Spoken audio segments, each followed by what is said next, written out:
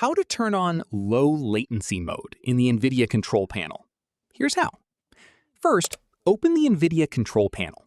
If you can't find it, search for it from the Start menu.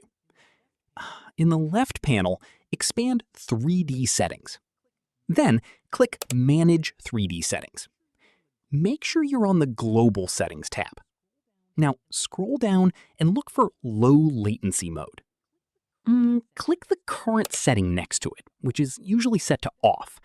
Then choose either On or Ultra, depending on your preference. Once you've selected your preferred option, click Apply in the bottom right corner to save the changes. If you only want to enable low latency mode for a specific game or application, open the Program Settings tab and follow the same steps for that program. That's it. Low latency mode is now enabled and can help reduce input lag in supported games. If this tutorial helped you, hit the like button, subscribe for more quick and easy Windows and NVIDIA tutorials, and I'll see you in the next one.